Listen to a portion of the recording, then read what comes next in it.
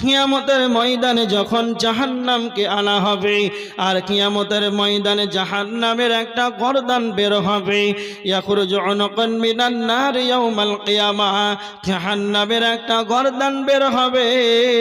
কিয়ামতের দিন জাহান্নামের একটা মাথা বের হবে। বিশ্ব নবী বলেছেন, লাহু আইনানি তুবসিরানি ওয়া উযুনানি তাসমাআন, জাহান্নামের দুইটা চক্ষু থাকবে, তা দিয়ে জাহান্নাম যেন দেখতে পাবে। জাহান্নামের দুইটা কর্ণ থাকবে রে, জাহান্নাম তা দিয়ে যেন শুনতে পাবে।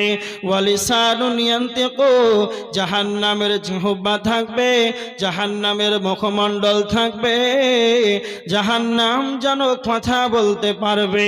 আর জাহান্নাম বলবে, ইয়াকুলু ইন্নী উকিলতু বিসালাসাতিন, আল্লাহ সুবহানাহু ওয়া তাআলা আমাকে জাহান্নামকে তিন শ্রেণীর মানুষদের জন্য আল্লাহ আমাকে জাহান্নামকে যেন নিয়োজিত করেছে।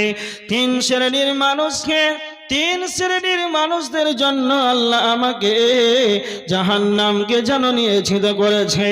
এক নাম্বার হলো বিকুল্লি জাব্বারিন আনীদ, জাহান্নাম বলবে তারা কই, যারা পৃথিবীর বুকে অহংকার করেছে, যারা পৃথিবীর বুকে জালেম অহংকারী গুলো কই, যারা গরিব মানুষদেরকে দেখতে পারে নাই, ছোট ছালকে দেখতে পারে নাই, যারা নিজ শ্রেণীর মানুষকে দেখলে যেন তাদের আত্ম অহংকার যেন বেড়ে যেত।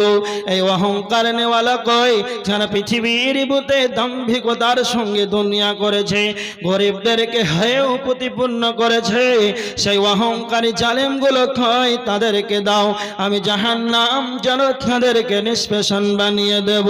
জাহান্নাম দুই নাম্বার বলবে, তুমি কুল্লি মান দাআ মাআল্লাহি ইলাহান আখারা, যারা আল্লাহকে বাদ দিয়ে যারা অন্যর কাছে দ্বারস্থ হয়েছে, এক কথাই যারা আল্লাহর সঙ্গে অন্য কাউকে অংশীদার বানিয়েছে, যারা কবরের কাছে মাথা নত করেছে, যারা মাজারের কাছে মাথা নত করেছে, যারা পাথরে মাথা নত করেছে, এক কথাই যারা আল্লাহকে বাদ দিয়ে অন্যর কাছে যারা দ্বারস্থ হয়েছে, যারা শিরকের মতন গুনাহ করেছে, তারা কই আমাকে দাও, আমি জাহান্নাম কেন তাদেরকে নিষ্পেষণ বানিয়ে দেব।